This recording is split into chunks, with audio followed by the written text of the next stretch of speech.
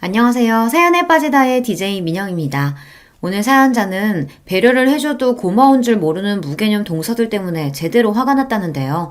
과연 어떤 사연인지 들어보시겠습니다. 오늘도 두 가지 사연 준비되어 있어요. 끝까지 들어주실 거죠? 그럼 바로 시작해 볼게요. 구독과 좋아요 잊지 말고 꼭 눌러주세요. 안녕하세요. 저는 40대 여자입니다. 저는 가정주부로 현재 초등학교에 다니는 딸을 하나 키우고 있어요. 아이가 어릴 때는 정신없이 아이만 키우느라 스스로를 돌보지 못한 채 시간이 어떻게 가는 줄도 모르고 살았습니다. 그런데 어느새 아이를 학교에 보내고 정신을 번쩍 차렸더니 40이 넘었더군요. 아이도 이제 제법 혼자 할 수 있는 게 많아져서 저도 혼자만의 시간이 늘었어요. 애가 어릴 때는 하루빨리 이런 시간이 오기만을 기다렸는데 막상 아이가 자라 저를 찾지 않는 시간이 서서히 많아지자 어쩐지 허전하고 씁쓸하더군요.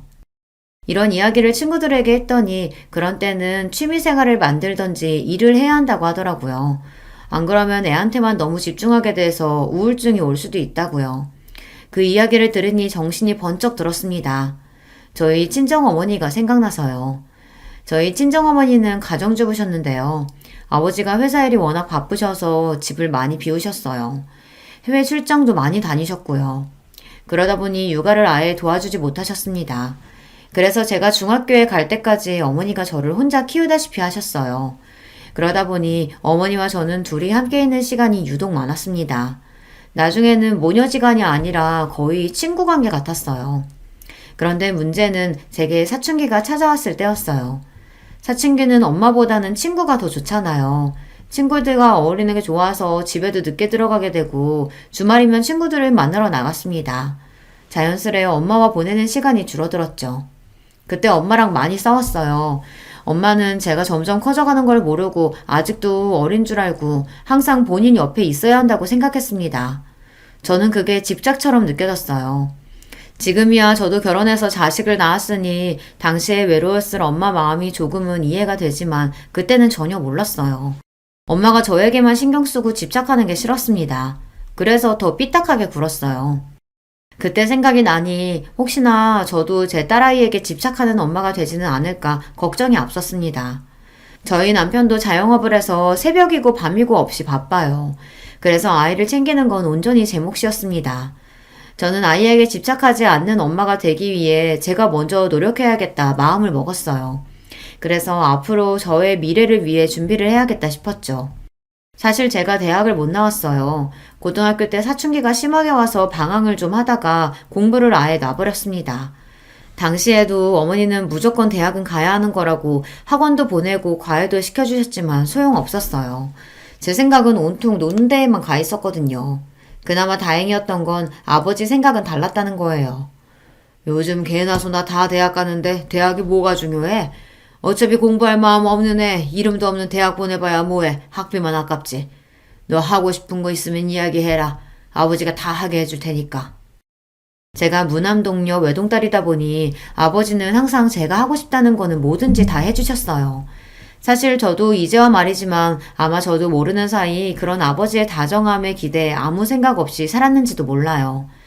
제가 뭘 하든 아버지는 항상 곁에서 든든한 버팀목이 되어주셨으니까요. 저는 결국 대학에 떨어지고 아버지의 소개로 중소기업 비서로 일하게 됐습니다. 크게 하고 싶은 것도 없고 꿈도 없었던 저는 하루하루 주어진 일을 열심히 하며 성실하게 살았어요.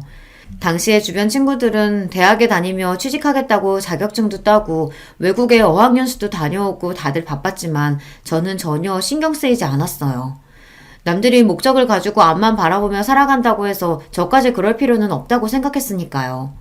그렇다고 제가 아빠만 믿고 게으르게 산 건 아니에요. 아버지 소개로 들어가긴 했지만 어쨌든 그 회사에서 8년을 넘게 일했습니다. 다른 회사에서 스카우트 제의가 있었을 만큼 열심히 일했어요. 남편도 그 직장에서 만났습니다. 비서로 일하다 보니 여러 사람들을 만나는 일이 많았었는데 남편도 그중 하나였어요. 시작은 일로 만나게 됐지만 서서히 가까워지며 연애도 하고 결혼까지 꼴이 나게 되었습니다. 저는 결혼하기 전까진 부모님과 함께 살았어요. 그러다 결혼하면서 독립하게 됐습니다. 처음엔 저도 부모님과 떨어져 혼자 산다는 게 기대가 많이 됐어요. 그 전까지는 성인이라도 알게 모르게 부모님의 간섭을 받았었는데요.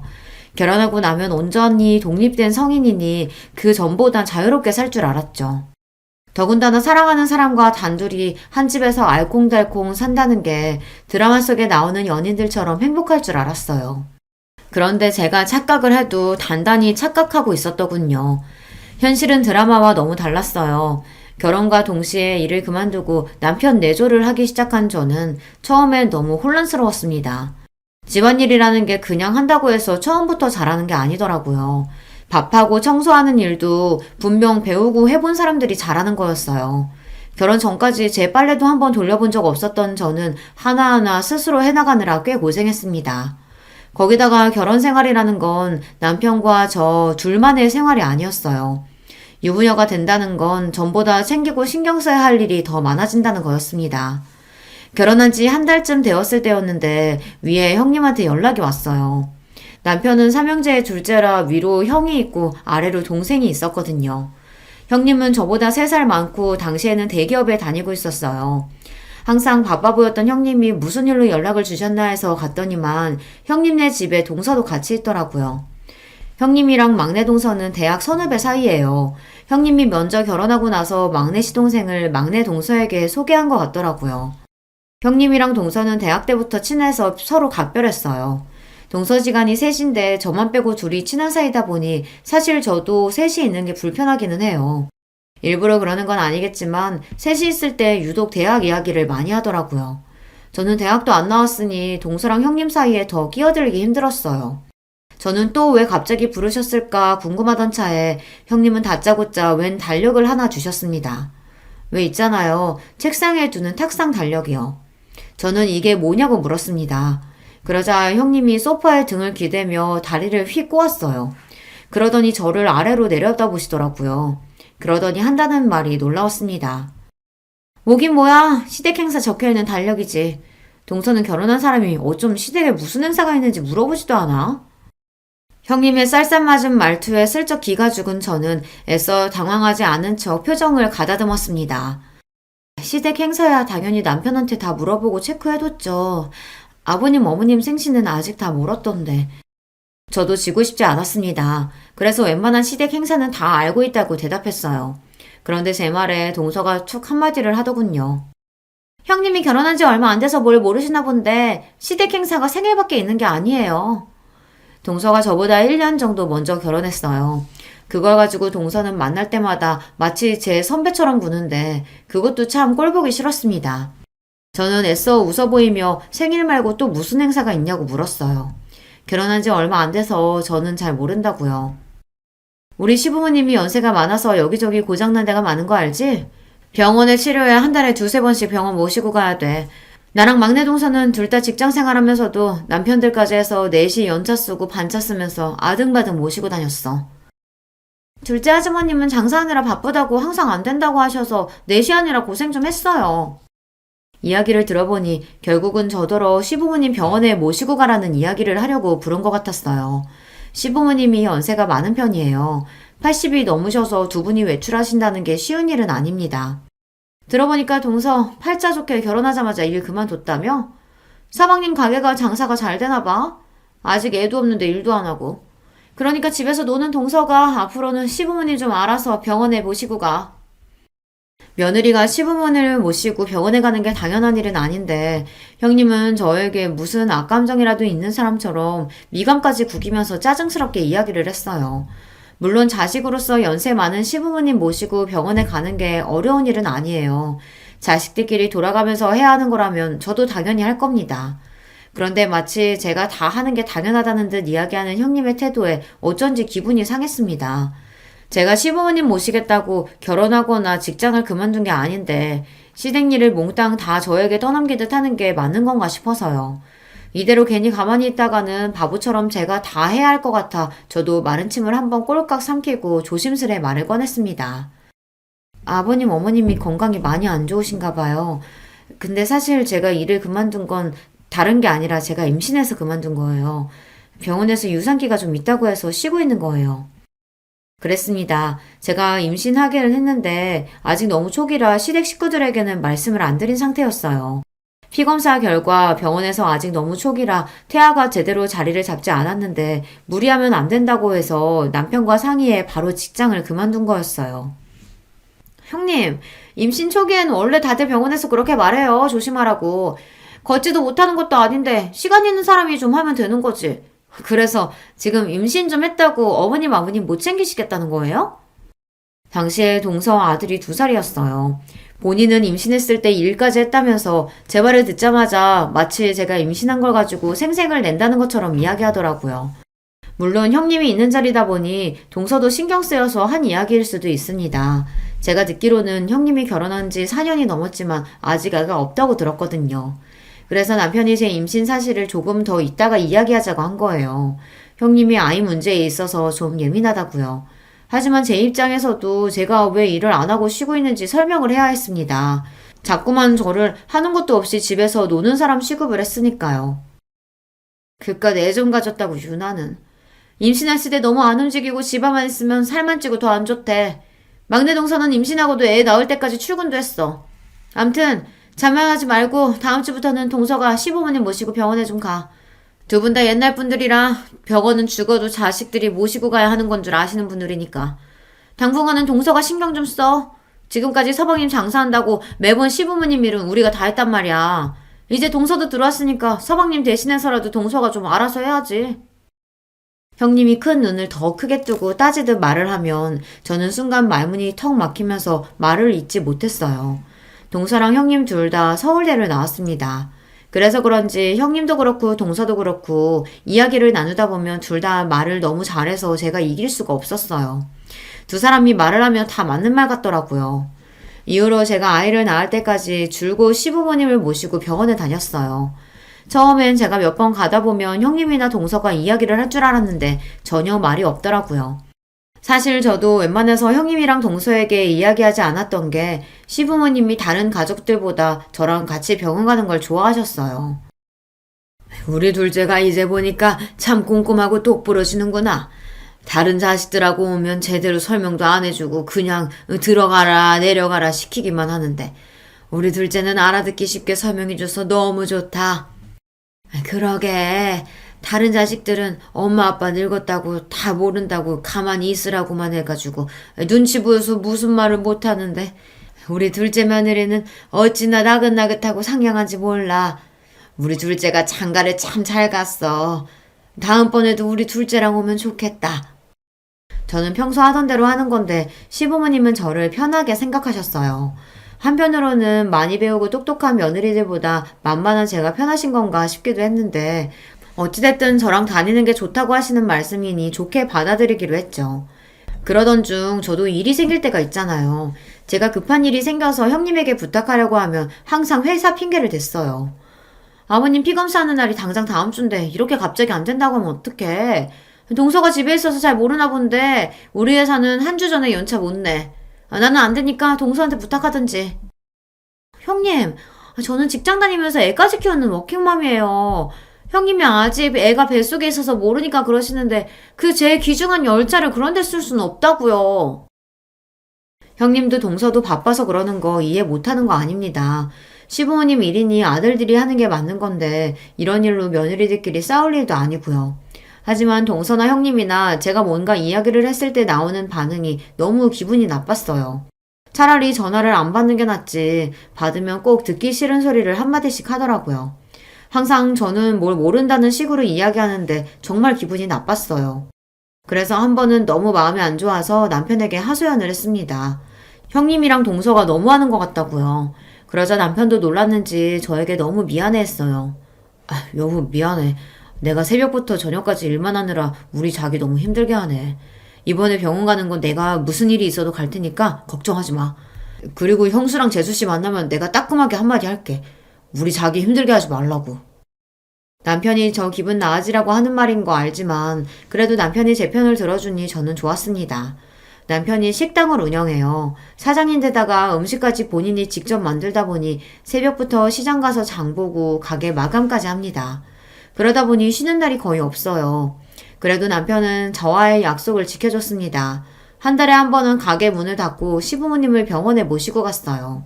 그리고 제가 만삭이 돼서 배가 불러왔을 때는 남편이 직접 나서서 시부모님과 다른 가족들에게 이야기했습니다. 우리 사랑이 엄마 이제 만삭이라 힘들어서 운전 못해.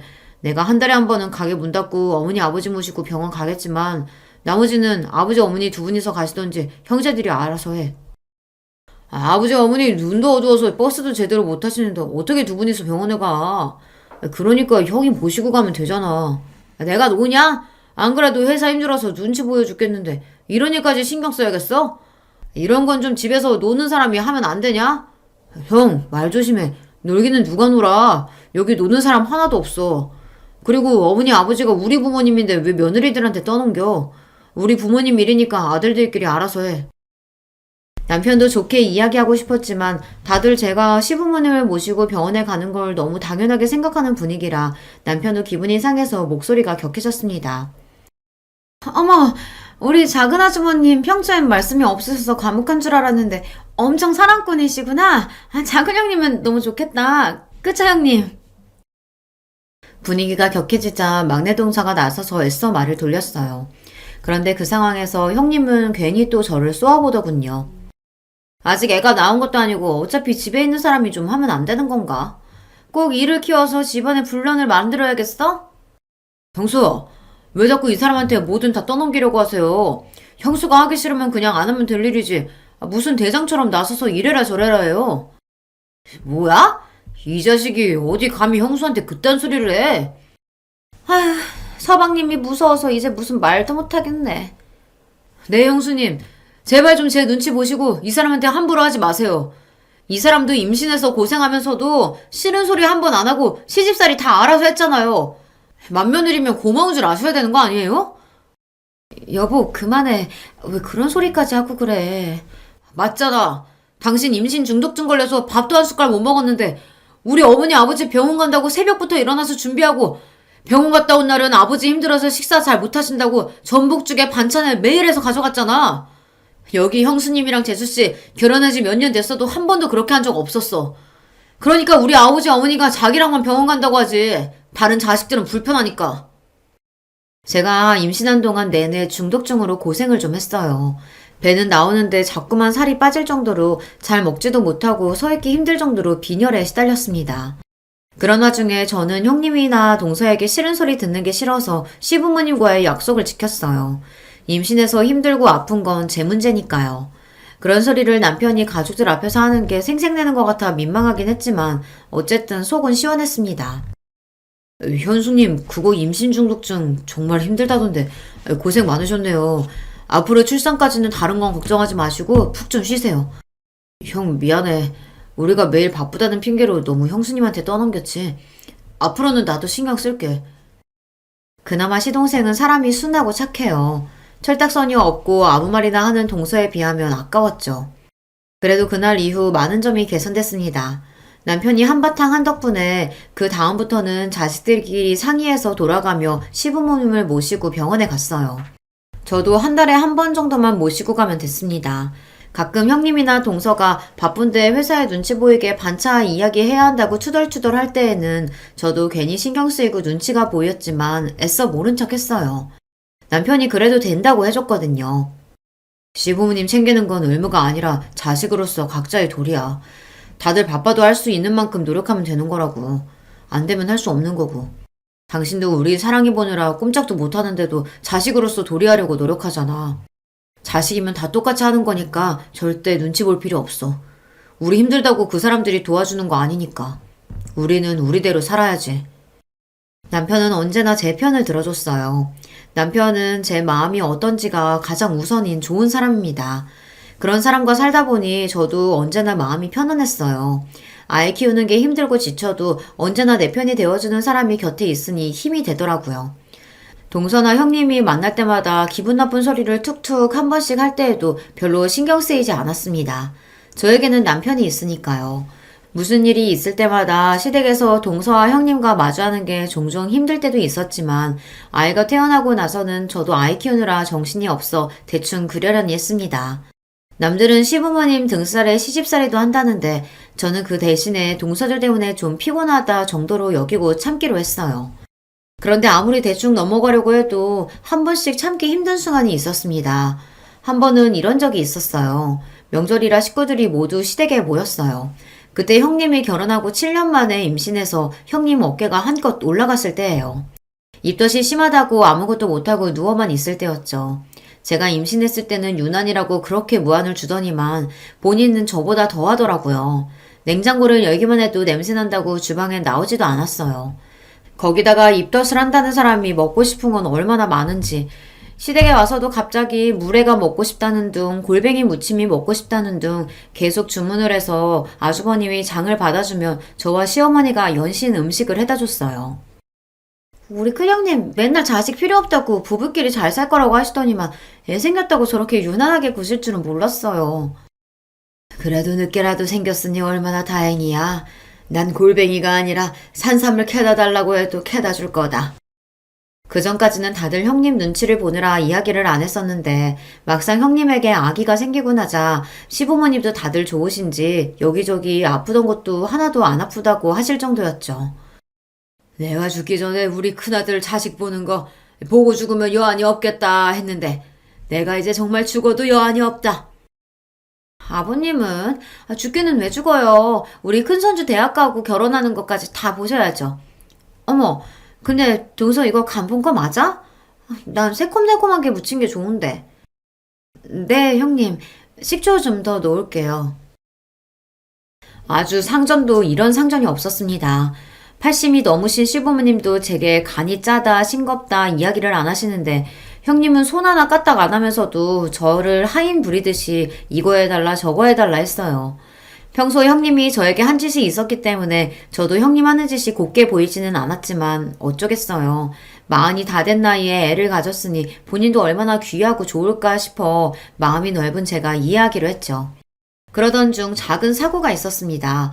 막내 동서가 형님 준다고 출산 선물을 가져왔더라고요. 아기 내복이랑 인형이었어요. 그런데 하필이면 그걸 제 딸아이가 박스를 다 뜯어버린 거예요. 당시에 딸이 돌이 좀 안 됐을 때라 눈에 보이는 건 다 물고 빨고 할 때였는데 제가 주방에서 음식을 하는 사이 쇼핑백을 가지고 놀다가 안에 있던 물건을 입에 물고 포장지가 다 뜯어졌더라고요. 화장실을 가다가 제가 놀라서 딸아이가 들고 있던 물건을 뺏으며 남편에게 한 소리 했습니다. 애 안 보고 뭐 하냐고요. 텔레비전에 빠져있던 남편이랑 아주버님도 놀라서 달려왔지만 소용없었어요. 이미 인형에다가 침을 범벅을 해놓은 상태였죠. 저는 형님이랑 동서에게 너무 미안해서 바로 인형이랑 내복을 빨아주겠다고 했습니다. 그런데 그때였어요. 방에 누워있던 형님이 갑자기 방문을 벌컥 열고 나오더니 제 손에 있던 내복이랑 인형은 낚아채버렸습니다. 그러더니 한다는 말이 어이가 없었어요. 동서, 이 더러운 걸 빨긴 뭘 빨아. 우리 아기더러 침범벅된 인형 가지고 놀라는 거야? 됐으니까 저리 치워. 주아가 요즘 이가 나느라 잇몸이 간지러운지 아무거나 이로 깨물더라고요. 형님, 애기 침이니까 빨면 괜찮을 거예요. 이래 주세요. 제가 금방. 형님은 평소에도 워낙 애침이나 똥 이런 걸 유난히 못 견뎠어요. 저나 동서가 애들 응가해서 씻기거나 하면 자기는 비위가 약하다며 방에 들어가 버리곤 했습니다. 그래도 이제는 본인도 아기가 생겼으니 좀 나아졌을 줄 알았어요. 그런데 여전히 아기가 침 좀 묻힌 거 가지고 호들갑을 떨더라고요. 됐다니까? 나 이렇게 더러운 건 내 새끼한테 못 주니까 그냥 갖다 버려. 아까우면 그냥 주아 쓰게 두던지. 애침 가지고 더럽네 뭐네 하는데도 저는 평소 형님 성격을 잘 알다 보니 좋게 넘어가려고 했습니다. 그래서 어떻게든 깨끗하게 빨아주려고 했어요. 그런데도 형님은 끝까지 필요 없다고 소리를 지르며 제게 인형을 던졌습니다. 형수, 지금 뭐 하시는 거예요? 애가 그럴 수도 있지 뭘 그렇게 예민하게 굴어요. 아유, 그래, 큰애야. 애가 놀다 보면 그럴 수도 있는 거지. 가족끼리 뭘 그런 걸로 따지고 그러냐. 다들 왜 저한테만 그러세요? 제 뱃속에 아기 어떻게 가지는지 몰라서 그러세요? 제가 얼마나 힘들게 가지는데 전 절대 남이 쓰던 거, 침 묻은 거 이런 거 절대 내 새끼한테 안 줄 거예요. 형님이 아이를 시험관으로 어렵게 가셨어요. 병원에서 처음엔 쌍둥이라고 했는데 얼마 전에 쌍둥이 중 한 아이가 계류 유산이 되어 한 아이만 남았습니다. 그러다 보니 모든 게 다 걱정되고 예민할 거예요.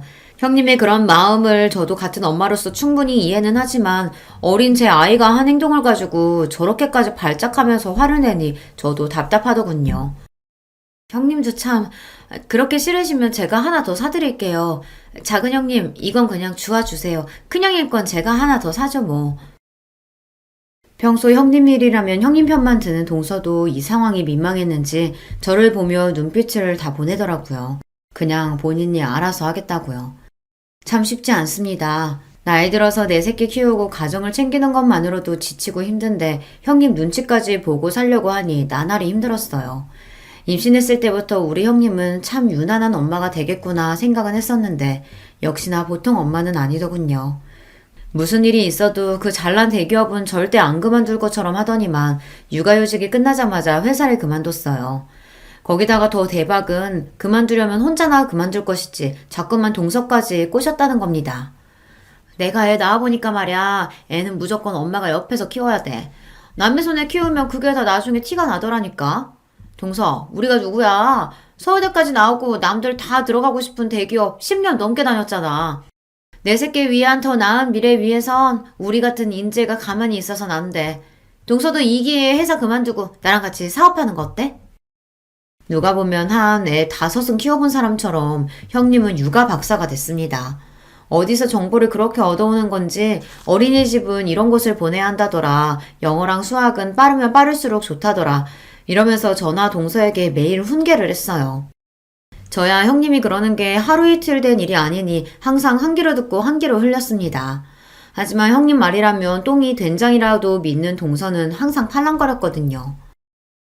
형님이 저번에 말한 유기농 생리대 사업이요? 그거 RT면 너무 좋긴 한데 우리가 당장 돈이 어딨어요. 투자자는 찾으셨어요? 아휴, 동서는 걱정도 많아. 내가 누구야? 투자자는 금방 찾을 거니까 동서도 슬슬 퇴사해. 애들 학교 다닐 땐 무조건 엄마가 옆에 있어야지. 매일 학원으로만 돌리면서 애 공부시키는 거, 그거 학원만 좋은 일 시키는 거다? 저는 형님이 하는 말이 다 너무 웃겼습니다. 그전에는 동서가 애들 문제로 힘들다고 하면 왜 그렇게 애한테 목을 매냐. 애는 애고 엄마는 엄마다 하면서 동서한테 회사 일이나 똑바로 하라고 하더니만 본인이 애 낳고 키워보더니 180도 달라져서 이제는 동서한테 회사를 그만두랍니다. 애 키우려면 돈도 많이 들어가고 시간도 필요하니 회사를 그만두고 본인이랑 사업을 하자고요. 형님도 참 애는 각자 집안 사정에 맞게 키우면 되는 거지 뭘 그렇게까지 이야기하세요. 전에는 동서한테 절대 애 때문에 일 그만두지 말라고 버티라고 하시더니 저도 듣다 형님이 하는 말이 웃겨서 한마디 했습니다. 사람이 이랬다가 저랬다가 하는 꼴이 웃겨서요. 동서가 뭘 한다고 끼어들어? 동서는 고등학교 간신히 졸업하고 남의 밑에서 커피만 타다 시집왔으니 직장에 미련 없겠지. 그렇지만 우리 같은 사람들은 회사 하나 그만두는 것도 엄청 큰 결심하고 그만두는 거야. 그리고 누가 봐도 우리같이 서울대 나온 사람들이 애들 교육에 대해서 훨씬 더 많이 알지 않겠어? 모르면 가만히 좀 있어. 또 그 소리였습니다. 본인들은 서울대를 나왔고 저는 고졸이니 뭘 모른다고요. 이제 하도 많이 들어서 별로 기분이 상하지도 않았습니다. 하지만 그건 그거고 제가 살아온 과거까지 마음대로 떠드는 건 저도 참기 힘들었습니다. 네, 형님이랑 동서 서울대 나온 대단한 사람들인 거 잘 알죠. 근데요, 저 같은 고졸도 결혼하고 아이 생겼다고 10년 가까이 다녔던 직장 그만두는 거 쉬운 일 아니에요. 저도 어렵게 결정했어요. 어머머, 뭐래? 동서, 누가 보면 내가 동서 고졸이라고 무시한 줄 알겠어. 안 그래, 막내 동서? 그러게요. 작은 형님 본인이 대학 안 나와놓고 우리가 학교 얘기하고 그러는 게 거슬렸나 봐요. 작은 형님 죄송해요. 앞으로는 조심할게요. 형님도 동서도 참 얄밉습니다. 자기들이 대놓고 저를 고졸이라고 무시해놓고는 제가 듣기 싫다는 식으로 이야기하면 항상 그런 적 없다는 식으로 잡아댔어요. 저도 이제 결혼한 지 벌써 10년이 다 됐습니다. 그동안 동서랑 형님이랑 말도 못할 정도로 별의별 일이 다 있었죠. 저한테 왜 그러냐고 하소연도 해보고 대놓고 기분 나쁘다고 해보기도 하고 남편에게 이야기도 했습니다. 그런데 다 소용없었어요. 제가 뭘 하든 형님도 동서도 저를 다르게 대할 생각이 전혀 없으니까요. 오히려 제가 싫은 티를 내면서 형님이고 동서를 건드리는 게 더 분란을 만들었어요. 괜히 저 때문에 어른들 앞에서 남편이랑 아주버님 시동생이 다투기도 했으니까요. 그 이후로는 저도 형님이고 동서를 그냥 다 무시하기로 했습니다. 그 사람들이 잘나든 잘나지 않든 그냥 저랑은 많이 다른 사고방식을 가진 사람들이라고 생각하기로 했어요. 저에게 기분 나쁜 소리를 해도 웃어넘기고는 했죠. 그런데 저 혼자서만 노력한다고 해서 되는 게 아니더군요. 어느 날이었습니다. 주말 아침부터 형님에게 연락이 와 받았는데 오늘 형님네 조카 생일잔치라고 저더러 집에 와서 좀 도와달라고 하더라고요. 동서, 오늘 서방님 집에 계시지? 서방님한테 주화 좀 맡기고 우리 집에 오늘 와줄 수 있을까? 우리 유리 생일이라 집으로 친구들 초대했는데 도와주겠다고 했던 친구가 갑자기 일이 생겨서 못 온다고 그러네. 조카 생일이라 집에서 생일 파티를 하는데 음식이랑 파티 준비를 도와주기로 했던 친구가 갑자기 일이 생겨서 못 오게 됐답니다. 그래서 저에게 도와달라는 거였어요. 그런데 저도 아이랑 약속이 있어서 아무래도 안 될 것 같아 형님 부탁을 거절했습니다. 상황은 알겠는데 어쩌죠? 저도 오늘은 주아랑 볼일 치러 가겠다고 약속해서 오늘은 좀 힘들 것 같은데 동서는 시간 안 된대요? 평일에 학원 다니느라 고생하는 딸아이가 이번 주말만큼은 가족들이랑 볼링 치러 가고 싶다고 해서 이미 약속을 한 상태였는데 제가 빠지기가 미안했습니다. 막내 동서도 당연히 불렀지. 근데 나나 막내 동서나 둘 다 공부만 할 줄 알지 음식 솜씨는 영 없잖아. 음식은 동서가 잘하니까 와서 좀 도와줘. 아니 볼링장이야 내일 가도 되잖아. 마음이 급하기는 한지 형님이 웬일로 저에게 좀 도와달라고 애원을 하더군요. 저는 고민 끝에 남편과 딸에게 볼링장은 내일 가자고 잘 이야기하고 형님네로 갔습니다. 역시나 형님이었어요. 고작 10살짜리 생일 파티를 거하게도 준비하셨더군요. 이벤트 업체에서 파티용품이랑 마술사까지 불렀다더라고요. 아무튼 우리 형님 유난하다니까. 이럴 거면 음식도 업체 부르면 되지. 왜 굳이 집에서 직접 하겠다고 한 거예요? 웬만한 건 배달 시켰지. 근데 우리 유리가 떡볶이랑 김밥은 작은 엄마가 한 게 제일 맛있다잖아. 꼭 친구들한테 자랑하고 싶다고 작은 엄마 불러달라고 난리치는데 어쩔 수가 없었어. 어쩐지 이상하다 싶기는 했습니다. 항상 비싸고 좋은 것만 좋아하는 형님이 웬일로 저에게 김밥이랑 떡볶이를 만들어 달라고 하나 했더니만 조카가 제가 만든 게 제일 맛있다고 했나 보더라고요. 조카가 제가 만들어준 음식이 맛있다고 하니 괜히 더 기분이 좋아져 더 열심히 만들어줬어요. 생일 파티 준비가 거의 마무리되어 가자 조카 친구들이 우르르 도착했습니다. 제가 할 일은 끝난 것 같아 조카에게 생일 축하한다고 인사를 하고 나올 생각이었어요. 그런데 그때 작은 소란이 좀 있었습니다. 조카에게 인사하려고 조카가 친구들이랑 놀고 있던 방에 들어갔더니 애들끼리 이상한 소리를 하고 있더라고요. 뭐? 너네 엄마 대학 안 나왔다고? 헐, 어떻게 그럴 수가 있어?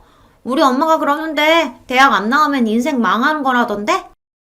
에이, 무슨 소리야. 대학 좀 안 나온다고 인생이 왜 망해? 우리 엄마가 그러는데 인생은 공부만 잘한다고 잘 사는 게 아니라 했어. 그리고 우리 엄마 대학 안 나왔어도 지금 회사 다니면서 잘 살아. 그거야, 너희 엄마가 대학을 안 나왔으니까 일부러 그런 소리 하는 거지. 대학 못 나온 게 창피하니까. 아니거든. 우리 엄마 대학 안 나온 거 하나도 안 창피하거든. 우리 엄마 대학 안 나왔어도 우리 집에는 차 2대나 있어. 완전 부자야. 차가 2대라고 다 부자냐? 집이 넓고 커야 부자지. 너희 집 화장실 하나잖아. 그럼 부자 아니야. 저도 자식을 키우고 있다 보니 애들끼리 별의별 말 다 하는 거 잘 압니다. 조카나 조카 친구나 둘 다 아직 어린애들이니 어른들에게 들은 이야기를 가지고 아무렇게나 하는 말이라는 것도 잘 알고요. 자기들이 무슨 소리를 하는지도 모르고 하는 걸 거예요.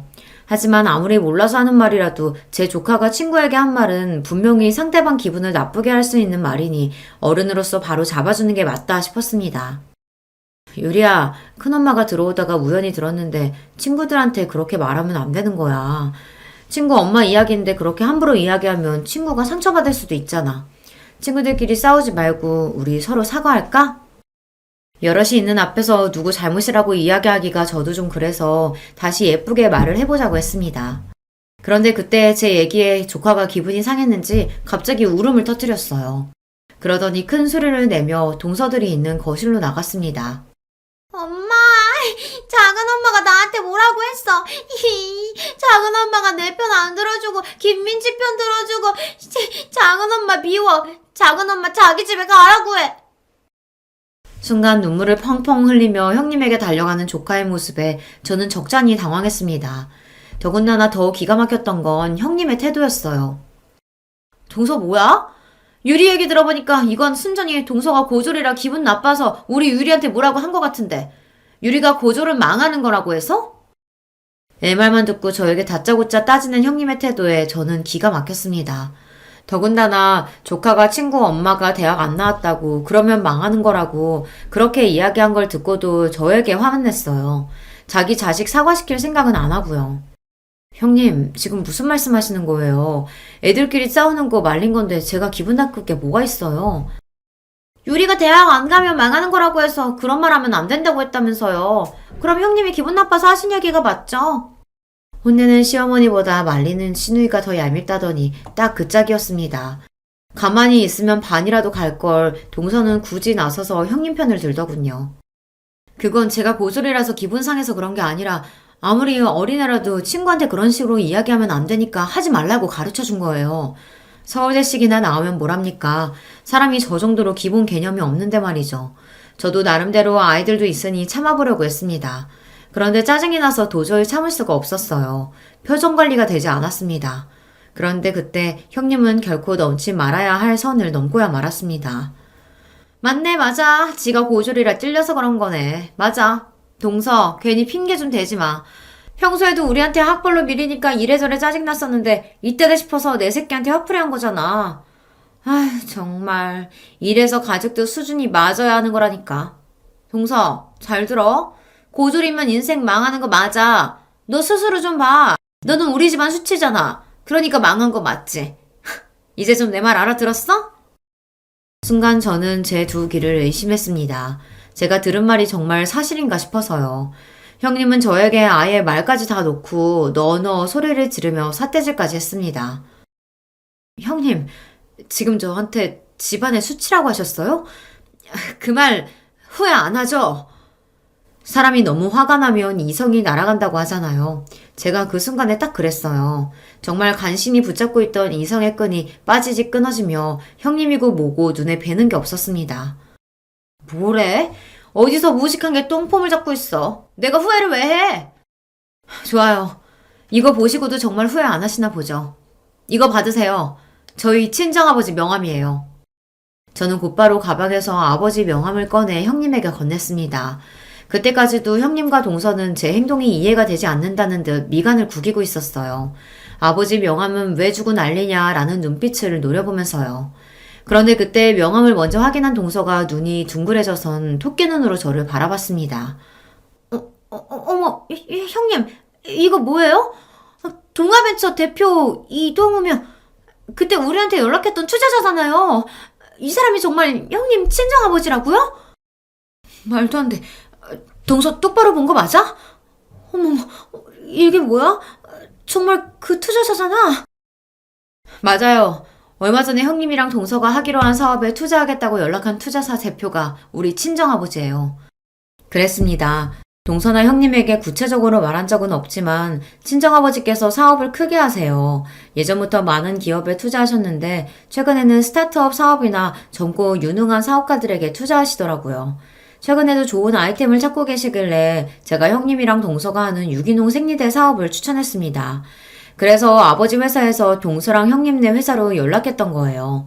이런 사실을 동서나 형님이 알면 부담 가지실 것 같아 얘기를 안 한 건데 도저히 말 안 하고는 안 되겠더라고요. 내가 누군지도 모르고 저더러 집안에 수출하는 둥 어떻다는 둥 말을 함부로 짓거리니 본때를 보여줘야겠다 싶었습니다. 그 순간 믿기지 않는 일이 벌어졌어요. 형님이 애들에게 밥부터 먹으라고 거실로 다 내보내더니 방문을 닫더라고요. 그러더니 동서의 허리를 쿡 찔렀습니다. 그러고는 둘이 슬쩍 눈빛을 주고받더니만 동시에 바닥에 무릎을 꿇고 앉았어요. 동서, 미안해. 내가 정신이 나갔었나 봐. 아무리 화가 나도 사람이 할 말 못할 말이 있는 건데 내가 실수했어. 맞아요, 형님. 우리가 잘못했어요. 제가 원래 뭘 좀 모르고 아무 말이나 막 하는 거 아시잖아요. 착한 형님이 너그럽게 이해해주세요. 사람이 이렇게까지 간사할 수가 있는 건가요? 조금 전까지만 해도 저더러 집안에 수출하는 둥 하더니만 친정아버지 이야기를 꺼내자마자 순식간에 돌변했어요. 그 모습을 보는데 너무 황당해서 말도 안 나오더군요. 형님, 동서, 지금 너무 웃긴 거 알아요? 어쩜 사람이 그렇게 180도 달라질 수 있는 거예요? 5분 전에 나랑 지금의 나는 분명 똑같은 사람인데 형님이랑 동서는 저를 완전히 다르게 대하네요. 아버지 이야기를 꺼내면 형님이랑 동서가 당황할 거라고 생각은 했었지만 아무리 그래도 무릎까지 꿇을 줄은 몰랐어요. 그러게. 동서는 그런 중요한 얘기를 왜 지금까지 안 했어? 진작 우리한테 친정 이야기했으면 나도 동서한테 이런 실수 안 했지. 설마 지금 친정아버지가 큰 투자해서 운영하시는 분이라는 거 형님이랑 동서가 진작 알았다면 나를 대하는 게 달라졌다는 이야기를 대놓고 하시는 거예요? 아, 형님도 동서도 서울대까지 나온 사람들이 어쩜 그렇게 생각이 편협해요? 지금까지 그런 사고방식으로 애들 키운 거예요. 어쩐지. 그러니까 유리가 친구한테 그런 소리나 하지. 형님이고 동서고 둘 다 입만 열었다 하면 헛소리를 하는데 도저히 못 들어주겠더군요. 저도 너무 화가 나서 말이 저절로 튀어나왔어요. 그때였어요. 평소 같으면 제가 싫은 소리 한마디만 해도 둘 다 저를 못 잡아먹어 안달이더니 제가 화를 내며 소리를 질렀는데도 저랑 눈도 못 마주치더군요. 심지어 동서는 제게 다가와서 팔짱을 끼고 친한 척까지 했어요. 형님, 마음 상한 것 좀 푸세요. 우리가 어떤 사이예요? 우린 가족이잖아요. 형님 친정아버지께 저희 이야기 안 하실 거죠? 그냥 그대로 투자하라고 이야기해 주실 거죠? 그럼. 우리 동서가 얼마나 너그러운 사람인데 이런 일 가지고 이미 투자하기로 한 일을 번복할 리 없지. 세상에 여우도 이런 구미호들이 없습니다. 혹여나 제가 아버지에게 이야기해서 투자 이야기는 없던 거로 하기라도 할까봐 아주 전전긍긍했어요. 형님과 동서는 제가 바보인 줄 아나 봐요. 그런 소리까지 들어놓고 바보처럼 헤헤하면서 넘어갈 줄 알았나 봅니다. 아니요, 마음이 바뀌었어요. 처음엔 저도 형님이랑 동서가 투자 받으러 여기저기 고생하러 다니는 게 안타까워서 도와주려고 했던 건데 그냥 없던 일로 할게요. 형님이랑 동서도 못 들은 걸로 하세요. 진심이었습니다. 동서나 형님이나 저에게 특별히 잘한 것도 없어도 그래도 가족이라고 저는 나름 도와주려고 했던 건데 지금 와 생각해보니 바보처럼 왜 그러려고 했나 싶어요. 저는 없던 일로 하겠다고 엄포를 놓고 형님네 집에서 나왔습니다. 그런데 동서나 형님이나 얼마나 똥줄을 타는지 놀라서 엘리베이터까지 쫓아나오더라고요. 심지어 신발도 안 신고 맨발로요. 동서, 이렇게 가면 어떡해? 나랑 얘기 좀 하고 가! 형님과 동서가 엘리베이터를 잡으러 다급하게 달려오는데 저는 쳐다도 보지 않고 엘리베이터 문을 닫아버렸습니다. 저야 이제 형님이고 동서고 볼 일 없으니까요. 그날 이후 저희 세 사람의 관계는 많은 게 달라졌습니다. 동서와 형님은 그날부터 매일같이 저에게 전화를 걸고 찾아왔어요. 그러면서 한다는 말이 본인들이 어떻게 하면 마음을 풀 거냐고 했어요. 동서, 이거 강남 신세계에서 제일 잘 나가는 디저트래. 동서 디저트 좋아하지? 내가 2시간이나 줄 서서 사온 거니까 얼른 먹어봐. 귀찮게 왜 이런 걸 사오셨어요? 근데 형님, 이런 거 사러 다닐 시간에 투자자부터 찾아다니셔야 하는 거 아니에요? 어머, 형님, 그게 무슨 말씀이세요? 우리 회사 투자는 형님 친정아버지께서 해주실 거잖아요. 형님도 동서도 여간 얘기가 아닙니다. 웬만해선 포기할 조짐이 안 보였어요. 심지어 최근엔 매일같이 저희 딸 학교 앞까지 찾아와서 애한테 선물까지 사주고 학원 하원까지 해서 집에 데려다주고 가요. 진심 귀찮아 죽겠습니다. 올 때마다 어울리지도 않은 애교를 부려가며 자기들이 지금까지 너무 미안했었다고 용서해 달라네요. 형님, 오늘은 제가 왔어요. 매일 만나니까 너무 좋죠? 아버님께 저희 상품 이야기는 하셨어요? 동서, 자꾸 귀찮게 왜 이래? 나 아버지한테 투자 이야기 할 생각 없다니까. 형님, 제발요. 저희 올해까지 투자 못 받으면 사업 접어야 돼요. 제발 좀 도와주세요. 동서랑 형님은 번갈아 찾아와 세상 귀찮게 하며 징징거립니다. 아주 귀찮을 정도로요. 여러분이라면 어떻게 하시겠어요? 자기들이 서울대 좀 나왔다고 고졸인 저를 무시하며 집안에 수치네 어쩌네 이런 소리까지 한 사람들을 용서하고 친정에 얘기해서 투자까지 받게 해주는 게 맞는다고 생각하세요? 동서랑 형님이 거의 매일같이 찾아와 제 앞에서 친한 척을 한 지도 벌써 반년이 다 되어가요. 매일 무릎만 안 꿇었다 뿐이지 그때 일은 미안하다고 매일 싹싹 빕니다. 저도 처음엔 절대 용서해주지 않을 생각이었지만 반년 동안 쫓아다니며 잘못했다고 사과하니 저도 살짝 마음이 움직여요. 저 어떻게 하면 좋을까요? 여러분의 의견 댓글로 남겨주시면 하나하나 꼼꼼하게 읽고 참고하도록 하겠습니다. 흥분해서 정신없이 떠내려간 제 이야기 끝까지 들어주셔서 감사해요. 여러분의 가정에는 언제나 화목한 일만 가득하시길 바라겠습니다. 안녕하세요. 저는 일산에 사는 30대 여성입니다. 결혼해서 현재 5살짜리 여자아이가 하나 있어요. 남편은 직장을 다니다가 그만두고 지금은 작은 사업을 하고 있습니다. 원래는 직장을 다녔는데 잘 다니던 직장 그만두고 사업을 시작했어요. 오늘 제가 이 이야기를 시작하게 된 이유가 되는 게 바로 남편의 사업 관련 문제입니다. 뭐 정확히는 그것 때문이라기보다 그걸로 인해 발생한 문제들이긴 하지만요. 어쨌든 사업을 안 했으면 일어나지도 않았을 일들이니까 사업 때문이 맞긴 하죠. 남편이랑은 연애 결혼을 했어요. 우연히 지인과 함께한 술자리에 남편이 오게 됐고 자연스럽게 친해졌습니다. 그리고 얼마 뒤에 고백받았고요. 2년 연애하고 결혼했어요. 저는 평범한 집안에서 평범하게 컸거든요. 공부를 딱히 잘하거나 하는 특출난 재능이 있는 건 아니라서 학교도 그냥 평범한 학교로 나왔습니다. 요즘 같은 시대에는 평범한 학벌 가지고 좋은 회사에 취직하기 힘들잖아요. 그래서 작은 중소기업에서 일을 했어요. 남편은 그래도 대기업까지는 아니어도 나름 이름을 대면 알만한 회사를 다니긴 했습니다. 당연히 월급도 저보다 훨씬 많았고요. 그래서 그런지 시어머니는 처음부터 저를 탐탁지 않게 생각했어요. 제가 남편에 비해 많이 모자란다고 말이죠. 제 친구들은 남편 정도 되는 스펙이 뭐가 그렇게 대단한 스펙이냐며 그런 시어머니를 도통 이해할 수 없어 했지만 뭐 자기 아들이 잘났다고 생각하는 건 모든 부모의 마음이니 그러려니 했습니다. 딱히 엄청난 반대를 한 건 아니었지만 시어머니가 저를 탐탁지 않아 한다는 사실을 알고 있었기 때문에 저도 잘하려고 나름 열심히 노력했어요. 집안 행사가 있으면 열심히 가서 돕고 기념일 같은 것들이 있으면 잊지 않고 챙겨드리고 말이죠. 뭐 그럴 때마다 옆집 할매는 이거보다 훨씬 비싼 가방을 받았던데 하면서 마음에 안 드는 티를 냈지만 그렇다고 자기 아들이 엄청 대단히 많이 버는 건 아닌 걸 알고 있었기 때문에 더 이상 말을 하지는 않았습니다. 벌이가 넉넉한 편은 아니었지만 그래도 저금도 하고 나름 괜찮았어요. 하지만 그마저도 제가 임신을 하면서 빠듯해지기 시작했습니다. 아시겠지만 아직 대기업도 임신한 여자 직원에 대한 처우가 좋지 못한데 중소기업은 어떻겠어요. 임신을 하면 자연스럽게 그만둬야 하는 분위기가 만들어져요. 그걸 버텨내면 독하다, 눈치가 없다 같은 소리를 들으며 회사 생활이 엄청나게 고달퍼지기 시작합니다. 그래서 저도 어쩔 수 없이 사직서를 냈어요. 다들 그렇게 하니까요. 그 이후로 좀 빠듯해지기 시작했어요. 물론 누구에게 빚을 지거나 할 정도는 아니었지만 그전이랑은 확실히 다르긴 하더라고요. 그래도 아껴가며 살면 못 살 것도 아니었습니다. 물론 적어진 용돈과 기념일 선물 같은 것들에 시어머니가 노골적으로 불만을 표하긴 했지만 말이에요. 이래서 며느리도 직업 같은 거 다 보고 드려야 하는 거야. 저 들으라고 하는 말이었어요. 자기 딸도 제대로 된 직장을 가지고 있지 않은 상태에서 며느리에게 저러는 게 정말 웃기긴 했지만 대한민국 거의 모든 시어머니들이 그렇잖아요.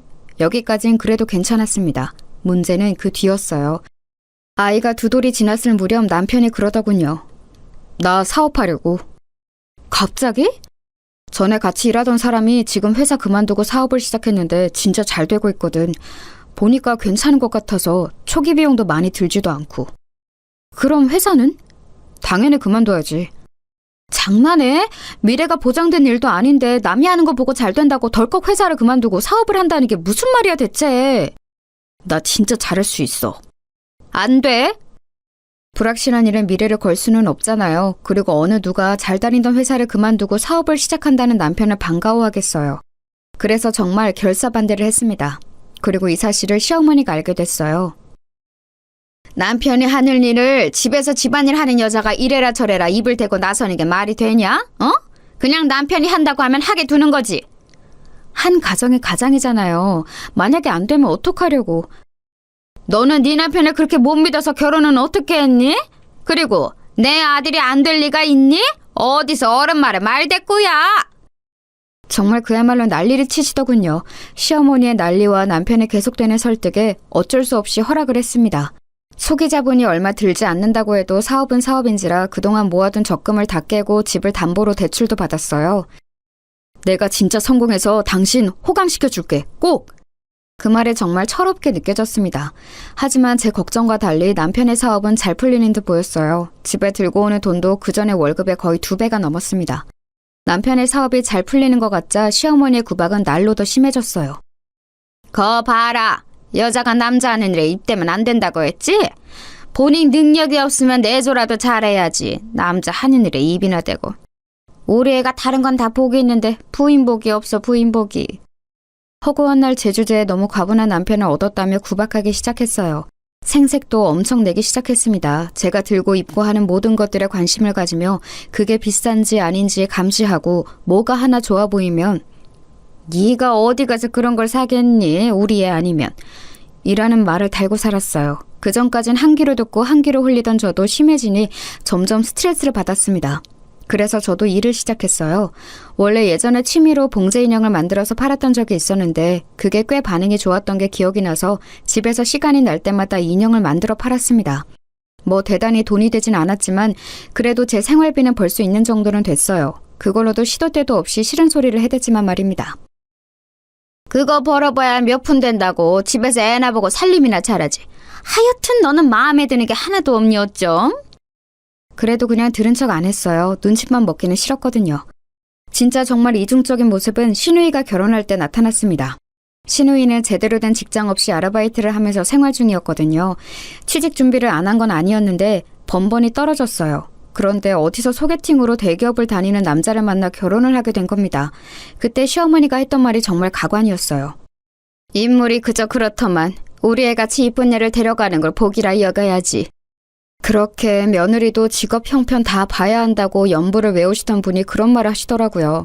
그러면서도 혹시나 사위한테는 잘못 보이면 안 된다 생각했는지 앞에서는 그런 말을 한 적도 없는 척 매번 가식적으로 웃어댔습니다.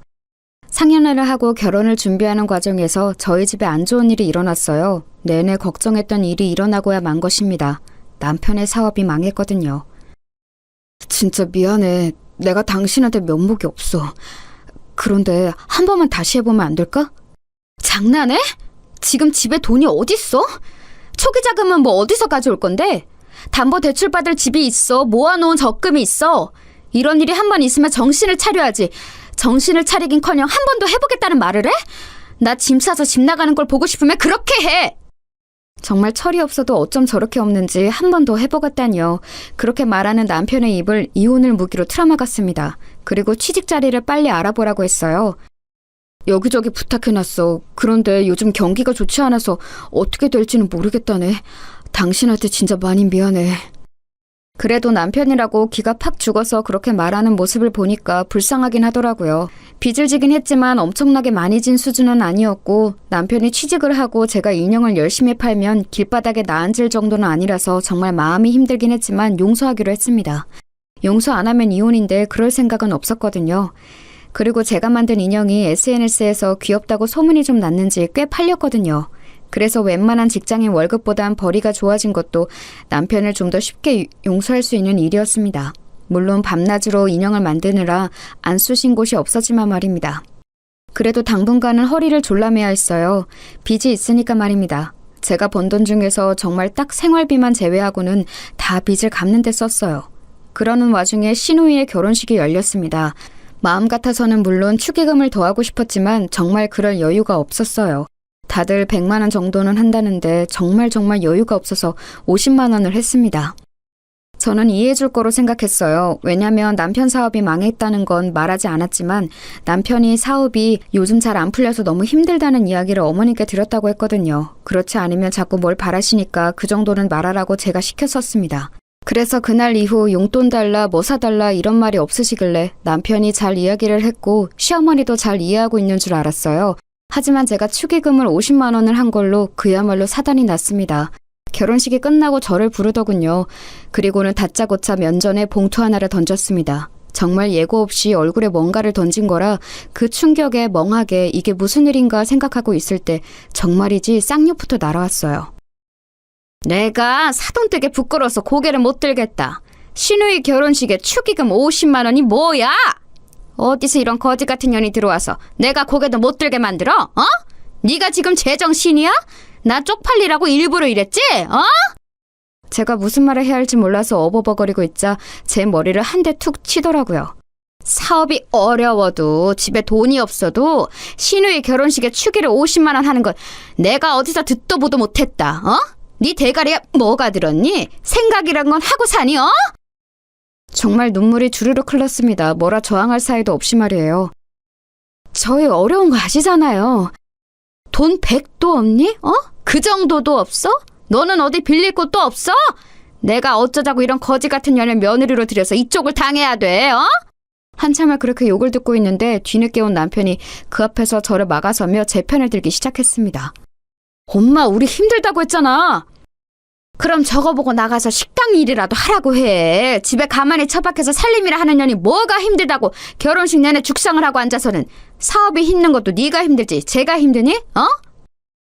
제가 밤새 주문 들어온 인형을 만들다 결혼식을 가서 안색이 좀 안 좋긴 했었거든요. 엄마 그만해요. 이 사람도 내가 돈 한 푼 안 가져다 주는데 살림하기 힘들어. 그 소리에 어휴 하면서 한숨을 쉬고는 방문을 쾅 닫고 안방으로 들어가더군요. 나중에 생각하니까 그때 너무 놀라고 감정이 북받쳐서 아무 말도 하지 못한 게 정말 후회스럽더라고요. 자기야 진짜 미안해.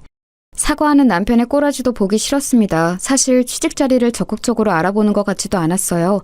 맨날 전에 같이 사업하던 사람들과 만나서 푸념이나 하고 집에서도 방 안에 틀어박혀서 게임이나 하고. 당신이 알아서 정리해. 나 이런 소리까지 들어가면서 당신이랑 살 이유 없어.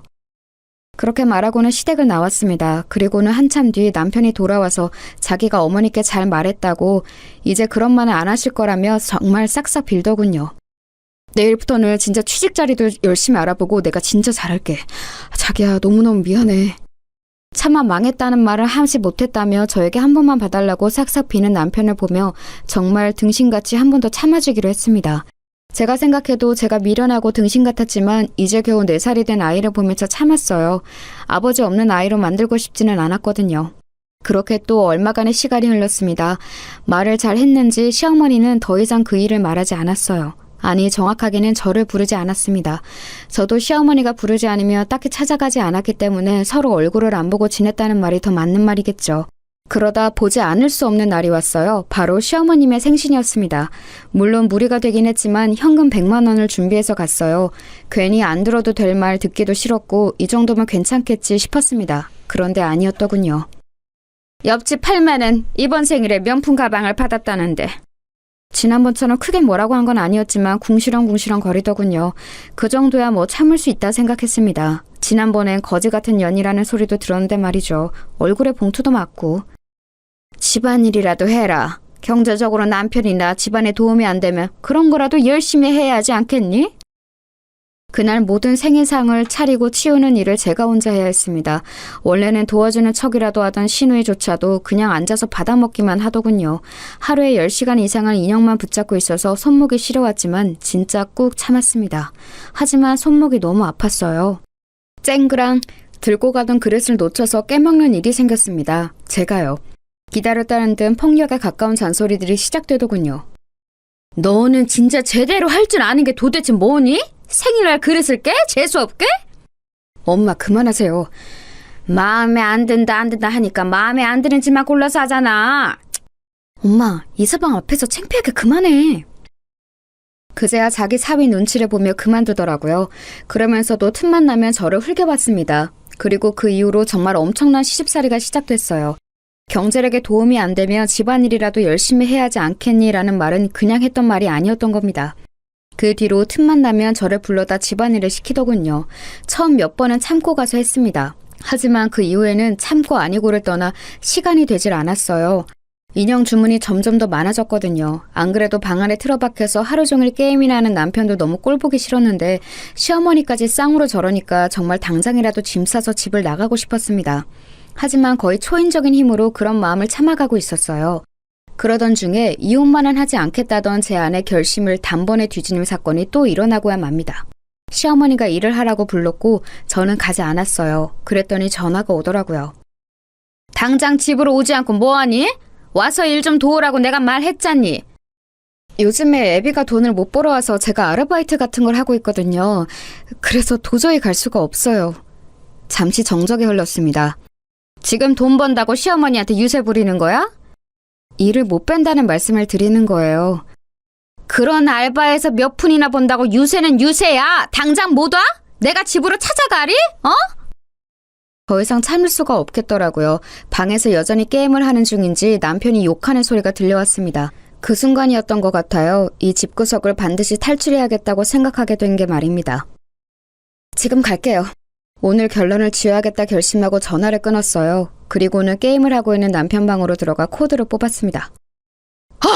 지금 뭐하는 짓이야? 이거 다 이긴 게임인데 당신 미쳤어?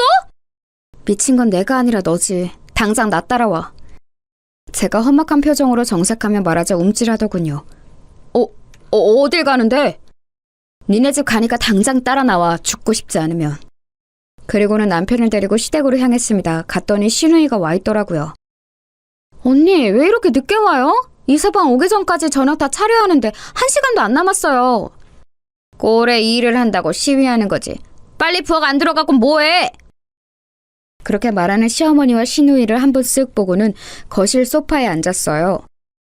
너 뭐하니? 일하라니까? 할 이야기 있으니까 여기 다들 앉으세요. 당신도 앉아. 남편을 보고 말했습니다. 남편이 눈치를 살피더니 제 앞에 앉더군요. 너 지금 무슨... 앉으시라고요. 저 이야기 시작도 안 했어요. 제가 정색을 하며 그렇게 말하니 뭐라 중얼거리며 앉긴 앉더군요. 이런 제 모습은 생전 처음 봤겠죠. 고분고분 말을 잘 듣는 며느리였으니까요. 그래, 앉았다. 어디서 버릇없이 어른을 앉으라 마라. 저 이 사람이랑 이혼하려고요. 그 말에 남편이 놀라서 저를 보더군요. 시어머니와 시누이도 마찬가지였고요. 자기야, 아무리 화가 나도 그렇지 이혼이라니. 그런 말을 이렇게 함부로 하면 어떡해. 함부로? 내가 그냥 하는 말 같아? 그리고 나 생각 많이 하고 내린 결정이야. 이혼해.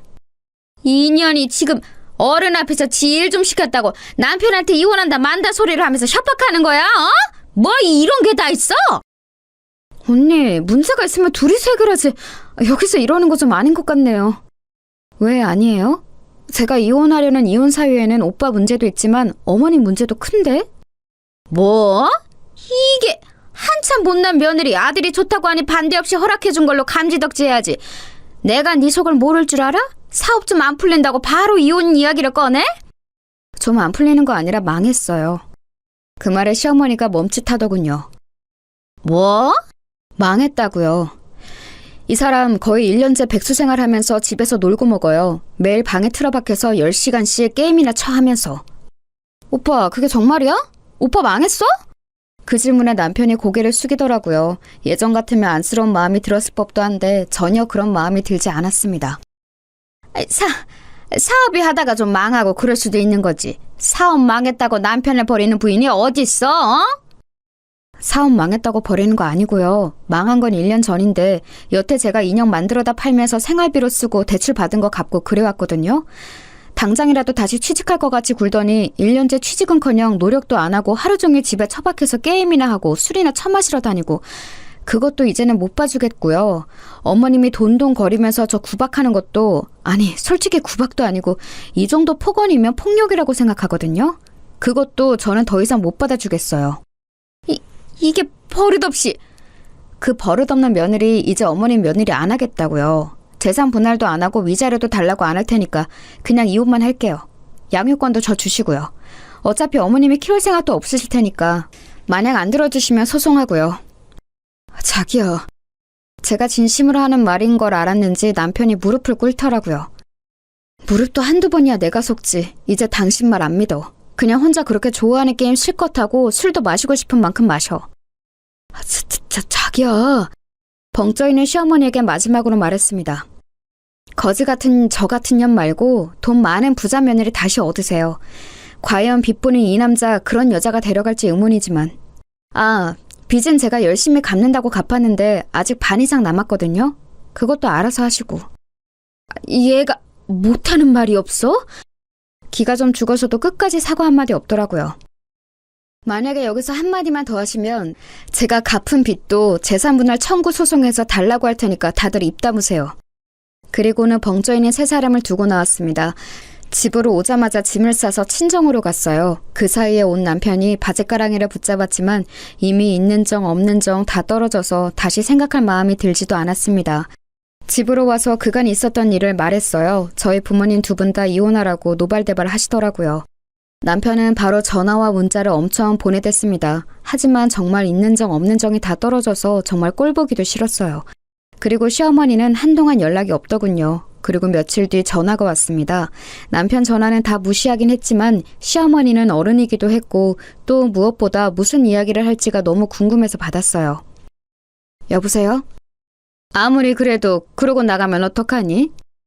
목소리가 그전에 비해 훨씬 누그러져 있더군요. 아니 본인의 화를 참고 있는지도 모를 일이었지만 일단은 그랬습니다. 욱해서 나온 거 아니고 저도 계속 고민하고 있던 일이었어요. 내가 잘못했으니까 일단 집에는 들어오거라. 어머님이 사과하신다고 한 번에 이해하고 들어갈 거였으면 나오지도 않았어요. 어른이 이렇게 먼저 연락해서 사과하는데 한 번은 들은 척이라도 해야지 않겠니? 어머님 진심으로 사과하시는 것도 아니잖아요. 제가 어머님을 한 해 두 해 본 것도 아니고 저는 들어갈 생각 없고 애비랑 살 생각도 없으니까 그 부분은 포기하세요. 또 승질이 났는지 화를 내려더군요. 그리고는 곧 옆에서 신우이가 말리는 듯한 소리가 작게 들렸습니다. 역시나였어요. 잘못한 걸 알긴 개뿔. 그래도 다시 생각해보렴. 앞으로는 절대 이런 일 없도록 하마. 제가 그냥 나온 줄 아시나 본데 아니에요. 저는 절대 다시 안 들어가니까 어머님은 돈 많은 새며느리 다시 보세요. 끊을게요. 하고 전화를 뚝 끊었습니다. 보나마나 끊긴 전화기를 들고 저를 향해 욕이란 욕은 다 하고 있을 게 뻔했어요. 그리고 그날 저녁 남편이 찾아왔습니다. 자기야, 진짜 잘못했어. 나 자기 없으면 안 되는 거 알잖아. 진짜 취직할게. 안 그래도 나 오늘 전에 같이 일하던 사람들한테 다 연락했어. 자리 있으면 꼭 연락 달라고. 그리고 어머니도 다시는 자기 안 건든다고 했어. 그 말이 믿기지도 않을 뿐더러 나는 이미 당신과 당신 가족에게 있는 정 없는 정 다 떨어져서 꼴도 보기 싫어. 얼굴 보고 있다는 것 자체가 고통이라고.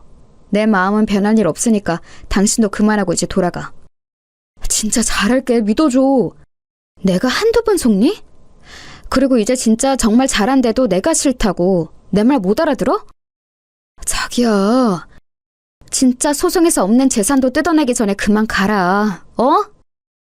그렇게까지 했는데도 남편은 계속 징징거리더군요. 정말 꼴도 보기 싫어서 경찰에 신고라도 해야 하나 하던 차에 아빠가 나왔어요. 험악한 인상을 하시고선 말이죠. 자네 안 돌아가나? 장인어른 그게 아니고. 내 딸이 그만큼 고생했으면 됐지. 이미 그만큼 한 것만으로도 피가 거꾸로 솟는구만. 다시 그 집안으로 들어가라고?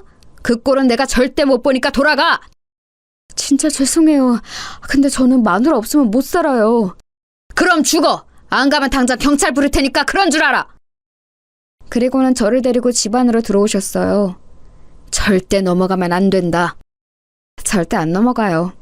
남편은 문 앞에서 한동안 서성이는 것 같더니 집으로 다시 돌아갔더라고요. 정말 끝까지 찌질하게 나오는구나 했습니다.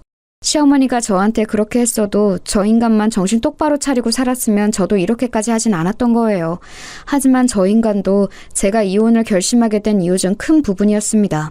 남편이 돌아가고 다시 시어머니와 시누이에게 번갈아가며 전화가 왔어요. 분명 가서 빌었는데도 소용없었다는 말을 전달받은 후겠죠. 뭐 남자가 그렇게까지 했는데 안 받아준다고 화를 내는 전화든 아니면 잘못했다고 비는 전화든 어느 쪽도 받고 싶지 않았습니다. 이제 궁금하지도 않았고 말이죠. 그렇게 연락을 피하고 있었는데 신우이에게 문자가 와 있었더라고요. 언니, 정말 우리 가족이 언니한테 너무너무 잘못했어요.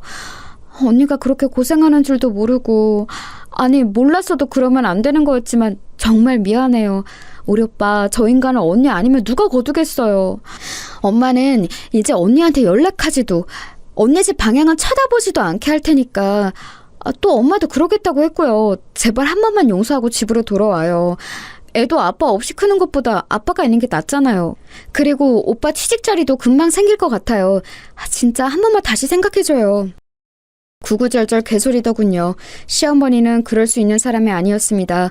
물론 제가 돌아가면 초반에는 좀 그럴 수도 있겠죠. 하지만 결국 본성이 나올 거예요.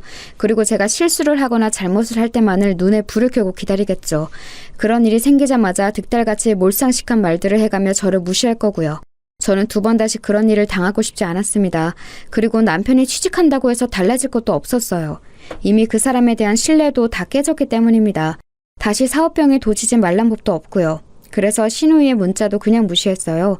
그리고는 이혼 서류를 남편에게 보냈습니다. 그리고 전화했어요. 도장 안 찍으면 일주일 내로 소송장 접수하러 갈 테니까 도장 찍어서 보내. 제가 한 발도 물러나지 않자 그제야 제 말이 모두 진심이고 절대 그냥 넘어갈 생각이 없다는 걸 알았나 보더라고요. 시어머니가 저희 집으로 찾아왔습니다. 물론 예상 못한 바는 아니었어요. 애비한테 말 다 들었다. 그동안 네가 정말 고생이 많았더구나. 말을 해주지 그랬니? 아직도 제 탓이세요? 그걸 말하면 저한테 잘해주고 말 안 하면 거지 같은 년 소리 들어도 되고요? 그건 내가 그때 너무 흥분해서 미안하다. 흥분을 매번 하시잖아요. 어머님은 그게 한 번도 아닌데 왜 한 번 그런 것처럼 말하세요? 너희 하는 일에 이제 하나도 간섭 안 하고 아예 안 보고 산다고 해도 괜찮다. 그러니까 갈라서는 것만큼은 다시 생각해보면 안 되겠니? 정말 속내가 뻔히 보이지 않나요? 아들이 진 빚을 아들 혼자 혹은 자신들이 떠안게 생겼으니 저러는 게 뻔히 보였습니다. 아마 남편이 이야기를 자세히 했겠죠. 이제 더 이상 숨길 수도 없는 노릇이었고 말입니다. 그 나이에 빚 있는 백수 아들을 떠안아야 할 생각을 하면 아마 시어머니 성격에 잠도 제대로 못 잘 게 뻔했습니다. 그리고 취직 자리를 알아보고 있다고는 하나 요즘 같은 경기에 좋은 자리가 남편에게 올 리도 없고 말이죠. 그렇게 잘난 아들인데 이럴 때는 또 주제 파악이 확실하게 되나 보더라고요. 왜요? 저같이 가진 거 없고 모자라고 거지 같은 며느리 내보내고 어머님이 원하시는 학벌도 좋고 돈도 많은 며느리 들이세요. 저는 그 집구석에서 정이란 정은 다 떨어지다 못해 그쪽 방향은 쳐다보고 싶지도 않으니까 그만 돌아가시고요. 내가 너무 미안하다, 아가. 처음 들어보는 단어였어요. 아가. 진짜 비웃음이 나왔습니다. 어머니가 이러셔도 진짜 소용없어요. 왜 이러시는지 알겠는데 전 정말 돌아갈 마음이 눈꼽만큼도 없어요. 더 이상 밤낮 없이 일하면서 그 인간 빚 갚아주고 싶지도 않고 지 부인은 밤을 새가면서 인형 만드는데 방 안에서 욕이나 해대며 게임하는 한심한 꼴 생각만 해도 치가 떨려요. 그러면서 자기 아들 잘났다고 며느리 무시하는 몰상식한 시어머니가 있는 그 집안으로 다시 안 돌아가니까 포기하고 그만 돌아가세요. 그러자 무릎을 꿇더군요. 그건 좀 예상 밖이긴 했습니다. 정말 미안하다, 아가. 진짜 다시는 그런 일 없도록 하마. 네가 우리 집 복인 것도 모르고 애비는 내가 혼쭐을 냈다. 그만 돌아가자, 어? 자꾸 이러시면 재산분할 소송도 겁니다, 저. 그러면 제가 갚았던 빚까지 토해내야 하는 거 아시죠? 그렇게 말하니 눈빛이 변하더군요. 그리고 자리에서 슬쩍 일어나더니 좀 전보다 날이 선 말투로 물었습니다. 역시 그런 사람이었어요. 진짜 안 돌아갈 거니? 네. 애 딸린 이혼녀가 다시 시집을 갈 수 있는 것도 아니고 혼자서 뭘 어떻게 먹고 살겠다고 이렇게 무모하게 구는 거니? 아직 애비한테 다 못 들으셨나 본데 제가 인형 만들어서 버는 돈이 애비가 저한테 가져다 준 월급보다 많거든요. 혼자서 충분히 애 키우면서 살 수 있는 돈이고 이제 결혼을 질려서 다시 하고 싶은 마음도 없어요. 그니까 제발 좀 돌아가세요. 제가 제 밥벌이는 충분히 하고도 남는다는 말에 놀란 듯 표정이 잠시 변하더군요. 그 인형 쪼가리 팔아서 그렇게 돈이 된다고? 네, 그러니까 제 밥벌이는 걱정하지 마시고 돌아가세요. 적어도 지금 애비보단 훨씬 잘 먹고 잘 살 수 있으니까.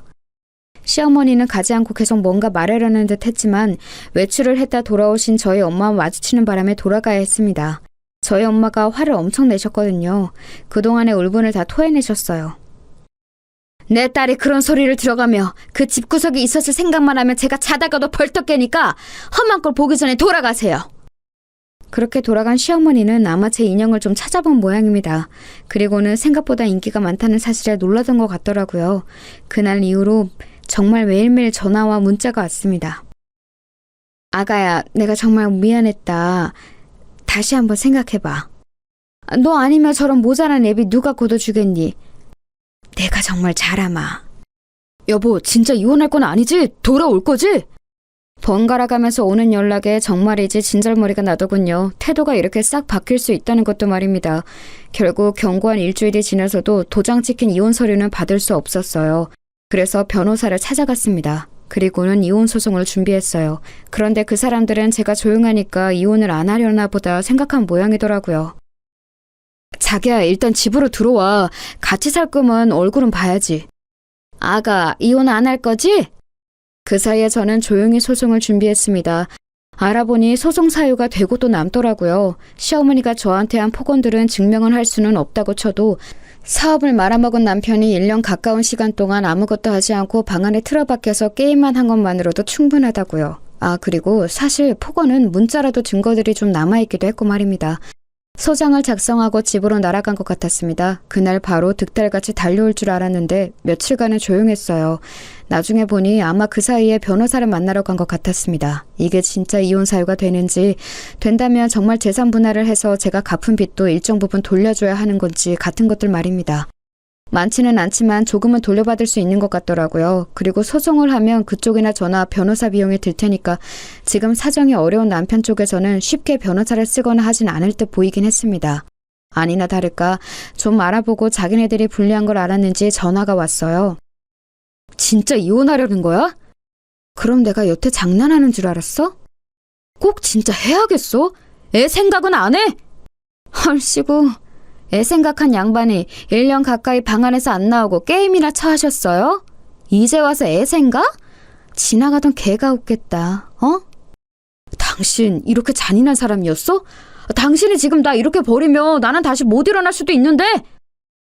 이제는 협박을 하더라고요. 정말이지 기가 찼고 절대 돌아가서는 안 되겠다는 생각만 점점 강해졌습니다. 당신은 그전에도 못 일어섰잖아. 너 어제도 게임했지? 내가 모를 줄 알았냐? 사실 어제도 신용카드를 긁었다고 문자가 왔었거든요. 게임에 등록되어 있는 카드가 제 카드였는데 그걸 깜빡 잊은 것 같더라고요. 당황한 기색이 전화기 너머서도 느껴졌습니다. 아니, 그건 그 신용카드 어제 그 결제 문자 받은 뒤로 바로 해지했으니까 앞으로는 네 카드로 긁어. 그리고 그냥 끝이야 넌. 알아? 그리고는 전화를 끊었습니다. 정말 등신 같지 않나요? 그걸 또 처할 생각을 한 것도 한 거니와 제 카드가 등록되어 있는 것도 있고 결제를 하다니요. 진짜 한숨도 안 나왔어요. 그리고 며칠 뒤 변호사에게 전화가 왔습니다. 남편 쪽에서 합의 이혼을 바란다고요. 그래서 그 자리에 나갔어요. 저도 웬만하면 소송까지 가고 싶은 생각은 없었거든요. 네가 이렇게 독한 애인 줄 몰랐다. 제가 독한 게 아니라 저를 이렇게 만든 게 어머님이랑 어머님 아들이죠. 어떻게 어른이 이렇게까지 하는데 한 번도 다시 생각해줄 생각은 안 하니? 그건 그동안 어머님이 저한테 잘 해주셨을 때 이야기죠. 제가 어머님을 모르는 것도 아닌데 그런 어머님의 말이 저한테 먹힐 거라고 생각하세요? 2년이 참아주니까! 결국 본색이 나오더라고요. 그 모습을 가만 보던 변호사님이 한마디 거들었습니다. 합의하러 오신 거 아니에요? 이러면 저희도 소송 갑니다. 그 말에 이를 악물더니 자리에 앉더라고요. 사실 저희 의뢰인은 소송을 하는 게 나아요. 한 푼이라도 더 받으니까요. 그런데 빨리 인연을 끊고 싶어하는 마음이 크니까 합의 요청을 받아들인 거고요. 근데 자꾸 이렇게 비협조적으로 나오시면 안 되죠. 저희가 봐드리는 건데. 네, 알겠으니까 빨리 진행하시게. 변호사 사무실을 아무리 다녀봐야 나오는 결론은 같았을 겁니다. 저한테 위자료나 재산 분할의 권리가 있다는 것만 확인받았겠죠. 재산 분할과 위자료를 받지 않는 대신 양육권은 제가 가져오는 것으로 합의를 했습니다. 그 와중에 양육비에 대한 이야기도 하길래 단호하게 이야기했어요. 양육비 안 줘도 돼요. 대신 아이에 대한 모든 권리는 저한테 주는 걸로 동의하고 제 허락 없이는 만나지도 못하는 걸로 하면 오케이 할게요. 그 말에 남편은 좀 고민을 하는 것 같았지만 시어머니는 옆에서 그냥 사인하라고 재촉을 하더군요.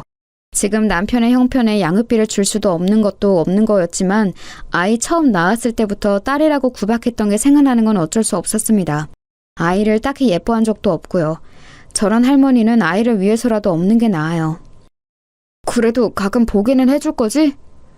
아예 못 보게는 안 할 테니까 사인이나 해. 남편이 망설이더니 결국 자기 엄마 등살에 못 이겨 사인하더라고요. 저런 인간을 남편이라고 믿고 결혼하고 살아낸 지난 모든 날이 정말 후회가 되는 순간이었습니다. 그리고 동시에 홀가분하기도 했어요. 그렇게 합의 이혼을 했습니다. 그 집안과는 완전히 끝났어요. 모든 게 끝나고 나오는 길에 시어머니가 저에게 했던 말이 아직도 생각이 나네요. 너보다 100만 배는 나은 새 며느리 드릴 테니까 두고 봐. 꼭 그러세요. 자기 아들은 금방 다시 재기할 거고 저보다 훨씬 나은 며느리를 볼 거라는 그 악에 바친 다짐을 들으며 돌아섰어요. 뒤에서 고래고래 고함을 지르는 소리도 그냥 웃어 넘겼습니다. 이제 정말 끝났으니까요. 여기까지 이야기하면 아마 뒷이야기를 궁금해하시는 분들이 많으시겠죠. 그래서 뒷이야기를 덧붙일게요. 아마 많은 분들이 원하는 사이다 같은 결말이긴 할 겁니다. 남편은 예상대로 제대로 된 취직 자리를 알아보지 못했어요. 여기저기 작은 회사들을 조금 다니다 잘리거나 그만뒀다고 하더군요. 사업을 했던 시기를 아직도 잊지 못하고 회사 생활에 적응을 못하는 것 같았습니다. 결국 집을 팔았다고 들었어요. 저희가 살던 그 집을 팔아 빚을 다 정리하고 지금은 시댁에 들어가서 살고 있다고 하더군요. 밤새 게임만 하는 아들을 보며 제 속 터지는 심정을 그대로 겪고 있을 시어머니를 생각하니 정말 고소했습니다. 그리고 제 인형은 입소문이 점점 더 더해져서 이제는 함께 동업해서 사업을 하자는 사람이 생길 만큼 사이즈가 커졌어요. 사업에 대한 편견 때문에 아직 본격적으로 시작하지는 않았지만 말입니다. 이미 혼자서는 감당이 안 되는지라 조만간 뭐든 해야 할 것 같긴 합니다. 벌이도 괜찮고 아이도 잘 크고 있어요. 그리고 시어머니와 남편은 제가 어떻게 사는지 뭘 하는지 틈틈이 알아보고 관심을 가지고 있는 것 같더라고요. 아마 재결합을 하고 싶어 하는 거겠죠. 시어머니는 골칫덩이 아들 다시 치워야 하니까 그런 거겠고요. 한 번은 시누이가 찾아와서 재결합 생각 없냐고 슬쩍 떠보길래 만나는 사람이 있다는 거짓말을 했습니다. 그날 저녁에 바로 남편에게 전화가 왔었어요. 당신 진짜 만나는 사람 있어? 그게 너랑 무슨 상관이야? 내가 만나는 사람이 있건 말건? 결혼 다시 할 생각 없다고 그랬잖아. 그때는 없었지. 지금은 좋은 사람이 있으면 할 건데? 진짜 결혼까지 생각하는 사람이 있다는 말이야? 아니 글쎄 그러던 말던 네가 무슨 상관이냐고. 그러고는 정말 화가 나서 전화를 확 끊어버렸어요. 아니 지가 뭐라고. 혹시나 저랑 재결합을 기대했던 건가 싶어서 더 기분이 나빴습니다. 하지만 거기서 끝나지 않았어요. 이번에는 시어머니가 저를 찾아왔거든요. 만나는 사람이 있다는 게 진짜니? 아니 그러거나 말거나 대체 무슨 상관이시라고 돌아가면서 이 난리를 치시는 거예요? 결혼 생각 없다고 해서 우리가 양육권을 포기한 게 아니니? 거짓말하지 마세요. 양육비 내기 싫어서 포기하신 거잖아요. 그리고 혹시나 애 가지고 협박할 생각하지 마세요. 이미 다 알아봤어요. 제가 재혼한다고 해서 양육권을 다시 돌려줘야 할 의무도 없고 만약에 그러면 그동안의 양육비도 청구할 수 있다고 하니까. 그 말에 시어머니가 움찔하더군요. 이미 거기까지 다 알아본 거니? 너도 참 독하다. 어머니만 하겠어요. 다시 찾아오지 마세요. 그리고 혹시나 재결합 이런 건 꿈도 꾸지 마시고요. 어머님이 그 호언장담한 저보다 몇 배 나은 며느리 보시게 되면 꼭 연락 주세요. 직접 가지는 못해도 축의금은 낼 테니까. 아니 저게... 뒷말은 듣지도 않고 돌아섰습니다. 무슨 소리를 하는 건지는 몰라도 고래고래 소리치는 게 들려오더라고요. 정말 징그러울 만큼 한결같으신 분이죠.